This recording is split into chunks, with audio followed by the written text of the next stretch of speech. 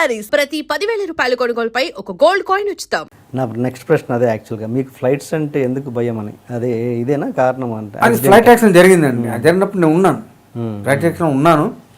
తర్వాత అసలు ఏమాత్రం భయపడకుండా ఫ్లైట్లో ఉండే లాస్ట్ స్లోగా సూట్ కేసు పక్కన దిగి కూడా ఒక పక్కన బాలకృష్ణ, చిరంజీవి గారు అందరు ఉన్నారు, మా జడ్జి అంతా ఉన్నారు. ఆయన నేను ఒక్కడే కూల్గా వచ్చి ఎంత బురద అనమాట, ఆ బురద కాళ్ళు ఇచ్చుకుంటూ వచ్చి ఇంటికి కూడా వచ్చాను. ఇంటికి వస్తే అప్పుడు ఏదో పిక్చర్ షూటింగ్ అని చెప్పి వచ్చారు, ఎవరు కొత్తగా పిక్చర్ బుక్ చేయడానికి వచ్చారు. అంత బురద ఉంది, ఉండండి కాస్త డ్రెస్ మార్చుకు వస్తా అని చెప్పి డ్రెస్ మార్చుకు వచ్చి కూర్చున్నా కూడా.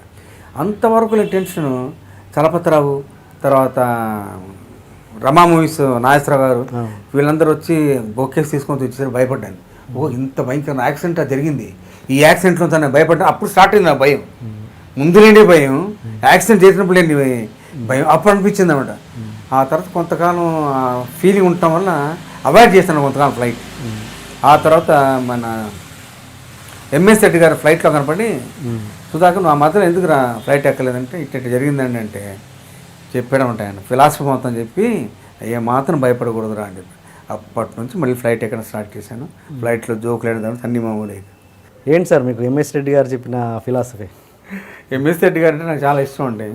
ఆయన కళ్యాణవాణి సినిమా తీశారు, తర్వాత అశ్వత్థామగా యాక్ట్ చేశాను. ఏంటది ఏకలవ్య, ఈ 2 పిక్చర్లు యాక్ట్ చేశాను. నేనంటే చాలా ఇష్టం అండి ఎంఎస్ రెడ్డి గారికి. ఏరా ఈ మధ్య ఫ్లైట్లో ఎక్కట్లేదు విన్నాను, ఎందుకురా అని.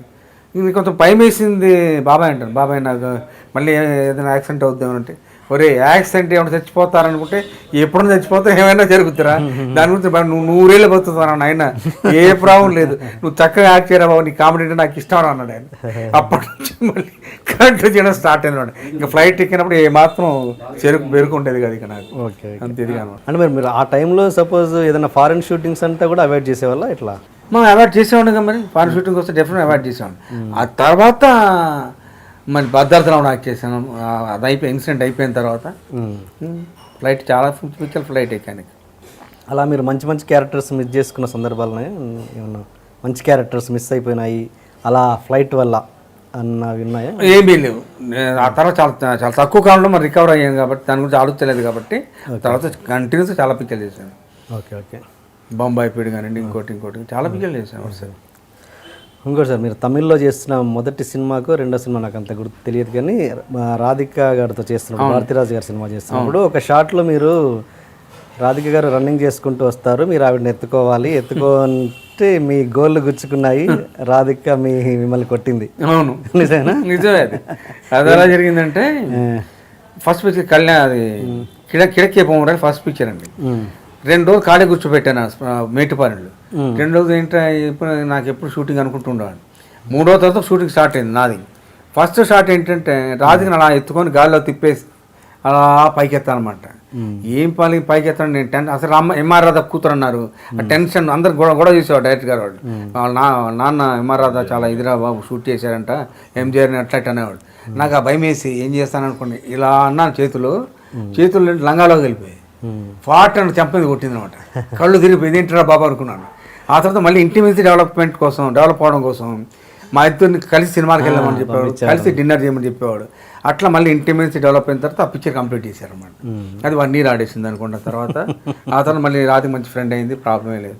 తర్వాత 13 సినిమాలు చేసినట్టున్నారు కాబట్టి రాజు నాకు చేసాను 13 పిక్చర్స్ ఈజీగా ఉంటాయి. ఏంటి అప్పుడు మీ రియాక్షన్ ఏంటి? అప్పుడు ఇమ్మీడియట్ రియాక్షన్ ఏంటి మీది? ఇమ్మీడియట్ చంపేది కొట్టిందండి ఫాట్ అని. చంపేది నాకు కళ్ళు తిరిగిపోయింది, ఏంటరా బాబు ఇలా అయిపోయింది అనుకున్నాను. షాక్ అయ్యాను, ఇది ఎక్కడ కూడా రా బాబు. సారీ చెప్పారా తర్వాత? మళ్ళీ సారీ చెప్పాను, తర్వాత ఫ్రెండ్ అయిపోయింది. ఓకే, మీరు ఒక పెద్ద అప్పట్లో ఒక మంచి ఇమేజ్, పేరు అవసరం లేదు కానీ ఇమేజ్ ఉన్న హీరో మేనేజర్ని కొంచెం ఏడిపించారు చూడు. ఒక ఏదో మిమ్మల్ని అవమానపరిచారనో ఏదో సంథింగ్ జరిగి స్టూడియో చుట్టూ తిప్పుకున్నారు, కొడక అని. అంత కాంట్రవర్సీ జరిగేది కానీ నేను తిట్టేవాను కదా, కొట్టేవాను కదా, ఫ్రెండ్లీగా ఉండేది. హీరో మేనేజర్ తోటి మీకు ఎవరితో కాంట్రవర్సీ లేదు. నా కాంట్రవర్సీ ఉండే కాదండి అసలు. నా చిన్న ఏజ్ తమిళ్లో ఉన్నప్పుడు అందరితో సరదాగా సంతోషంగా ఉండే తప్పితే కాంట్రవర్సీ ఉండేది కాదు. తెలుగు వచ్చిన తర్వాత ఏమో కాంట్రవర్సీ ఏం లేదు. మోహన్ బాబుతో వస్తాను మాత్రం, మోహన్ బాబు గారితో ఈ డ్రెస్ వేసుకోమన్నా ఉంటాయి కదా సుధాకర్, వేసుకోండి సార్, ఎవరు వేసేస్తే మన డ్రెస్ నేను ఎందుకు వేస్తాను సార్, మీ అయితే వేసుకుంటారా అన్నాను. అంతేనే అంతేలే సుధాకర్ అని. ఆ తర్వాత మళ్ళీ ఆయన నేనంటే ఇష్టం అని చాలా పిక్చర్ లాక్ చేశాను. మా ఇంటి కథ, అల్లుడు గారు, యమజాతకుడు, చాలా పిక్చర్ లాక్ చేశాను. నేనంటే ఇష్టం కూడా ఆయన గురించి చెప్పండి. అసలు ఆయన మనిషి ఏమో కరుకుగా కనబడతారు కదా బయట వాళ్ళకి, లోపల ఎలాంటి మనిషి? లోపల వెన్న మనసు అండి ఆయన మనసు, వెన్నలాంటి మనసు ఆయన. చాలా పిక్చర్ లాక్ చేశాను ఆయన సొంత సినిమాలు, పోస్ట్ మ్యాన్ కానీ ఇంకోటి కానీ. ఓకే, ఇంత గ్యాప్ రావడానికి మీకు కారణం అంటే కోమాలోకి వెళ్ళిపోవాల్సిన పరిస్థితి ఎందుకు వచ్చింది? అది బ్రెయిన్ స్ట్రోక్ అని ఒక ఇది వచ్చిందండి నాకు. ఓకే, అంటే ఓవర్ యాంగ్జైటీ మీద దేనివల్ల వచ్చింది, అది నాకు రీజన్ ఏంటని తెలియదు. మెడికల్ సైన్స్ ప్రకారం బ్రెయిన్ స్ట్రోక్ అంటారు అనమాట అది. ఓకే, అలాగా కోమాలోకి వెళ్ళిపోవడం జరిగింది. అంటే చాలామందికి మీరు ఈ ఇంటర్వ్యూ ద్వారా క్లారిటీ ఇవ్వండి. చాలామంది బయట రూమర్స్ ఏమనుకుంటారంటే సుధాకర్ గారు విపరీతంగా తాగేవారు, దానివల్లనే ఇలా అయింది. కాదు, కొంతమంది ఏమో అసలు ఆయనకు అలా వచ్చింది టాక్ కానీ ఆయన తాగేది ఇంత అని కొంతమంది అంటారు. ఏది నేను ఎప్పుడైనా తీసుకుంటే ఎంత కొంచెం లిమిటెడ్గా తీసుకుని తప్పితే తాగుబోతులా ఈ లెవెల్కి ఎప్పుడు తాగలేదు. బ్రెయిన్ స్ట్రోక్ కూడా దానివల్ల వచ్చింది కూడా కాదు, చాలా లిమిటెడ్గా ఉండేవాడిని. బ్రెయిన్ స్ట్రోక్ దానికి సంబంధమే లేదు. అది ఎందుకు వచ్చింది, బ్రెయిన్ స్ట్రోక్ వచ్చింది కానీ దానివల్ల కోమాలోకి వెళ్ళిపోవడం జరిగింది కానీ డ్రింక్స్ వల్ల కాదు. ఓకే, అప్పుడు ఆ టైంలో మీకు మా అసోసియేషన్ నుంచి ఎటువంటి స్పందన వచ్చింది సార్? మా అసోసియేషన్ నుంచి మీకు ఎటువంటి స్పందన వచ్చింది ఈ గ్యాప్లో? నా బర్త్డే అంతా గ్రీటింగ్స్ పంపుతూ ఉంటారు, మా అసోసియేషన్ నుంచి ఓకేస్ పంపుతూ ఉంటారు. మురళీమోహన్ గారు చాలాసార్లు ఆయన ప్రెసిడెంట్గా ఉన్నప్పుడు రెగ్యులర్ ఫోన్ కూడా చేసేవాడు. మరి రాజప్రసాద్ వచ్చిన తర్వాత మరి ఆ సిస్టమే లేదనుకుంటా. ఆయన బాగా చూసేవాడు ఆయన మురళీమోహన్ గారు. నేను అన్నయ్య అంటాను ఆయన్ని, ఎప్పుడు కనుక అన్నయ్య అని అంటాను మాట. రాజప్రసాద్ గారితో కూడా చేశారా? మీరు చేశారు? ఎందుకు చేయాలి, బోర్డు సినిమాలు చేశారు రాజప్రసాద్, చాలా సినిమాలు చేశాను. ఇప్పటికీ అంటే మీ ఆరోగ్య సమస్యల తర్వాత ఇప్పటికీ మిమ్మల్ని టచ్లో ఉండే ఆర్టిస్టులు ఎవరండి ఈ రోజుకి కూడా? ఎవరున్నారు? నేను షూటింగ్ అయింది టక్కన ఇంటికి వచ్చేసాను తప్పితే ఇంకా సినిమా వాళ్ళతో ఆ సంబంధం ఉండేది కాదండి నాకు. నేను ఎక్కువ టచ్లో ఉండేవాడిని కాదు. నాతో నేను ఇంట్లో వాళ్ళతో బయటికి వెళ్ళేవాడిని, ఇది ఉండేవాడిని తప్పితే ఎక్కువ ఎక్కడ అనుకుంటే ఏమైనా ఫంక్షన్స్ వాటికి తనిఖీల భరణి గారు కానీ, సాయి కుమార్ కానీ, తర్వాత ఆలీ కానీ అందరూ ఏ ఫంక్షన్స్ రెగ్యులర్గా మీట్ అయ్యేవాడు, మాట్లాడేవాడు. వాళ్ళ షోస్ అన్నీ కూడా వెళ్ళేవాడిని నేను రెగ్యులర్గా. సాయి కుమార్ గారిది, తర్వాత ఆలీది, వాళ్ళందరూ, తర్వాత శివాజీ రాజాది, వీరంటి ప్రోగ్రామ్స్ ఏం జరిగితే వెళ్ళేవాడిని. వాళ్ళందరితో మంచి టచ్ చేసేవాడిని. కాకపోతే నేను ఎక్కువగా ఎవరితో మింగిల్ వెళ్ళడం ఉండేది కాదు. ఆ చిరంజీవి గారితో ఉండేవాడిని, బాగానే ఎక్కువ ఉండేవాడిని. జావద్ బాబు ఇంకా షూటింగ్ అయిందంటే మన ఇంటికి వచ్చేవాడిదండి. సినిమాతో ఇండస్ట్రీతో సంబంధం ఉండేది కాదు నాకు. ఏదో నా మేకప్ అయిన నా కుర్రాడు ఇట్లా ఉండేవాని తప్పితే. వెంకటేష్ గారు అనేవారు, ఏ సుధాకర్ షూటింగ్ అంటే అసలు కనపడేను అని. అంతే సార్, ఇంటికి వెళ్ళిపోతాను సార్ అనేవాడు. అట్లుండేవాని తప్పితే సినిమా ఫీల్డ్ వాళ్ళందరితో ఎక్కువ టచ్లో ఉండేవాడిని కాదు. అంటే ఇప్పుడు మీ పరిస్థితి తెలుసు కదా చాలా మందికి, ఇప్పటికీ పరామర్శించే వాళ్ళు ఫోన్లో కానీ కనీసం? ఫోన్లో అందరూ జేడీ చక్రవర్తి ఎక్కువ ఫోన్ చేస్తుంటాడు రెగ్యులర్గా. జేడీ చక్రవర్తి ఎక్కువ చేస్తాడు, మంచి ఫ్రెండ్ కూడా జేడీ చక్రవర్తి. ఓకే, ఒరే అనుకుంటూ ఉంటాం. ఓకే, ఎందుకు ఆయనతో అంత అటాచ్మెంట్ వచ్చింది మీకు? అంటే రామ్ గోపాలరావు గారు చెప్పేవారు మరి ఎలాగో కానీ నేనంటే మొదటి నుంచి ఇష్టం. కలిసి సినిమాలు కూడా చేశాను. ఆనందం సీను వైట్ల గారిది, తర్వాత 1/2 ఇవన్నీ చేశాను.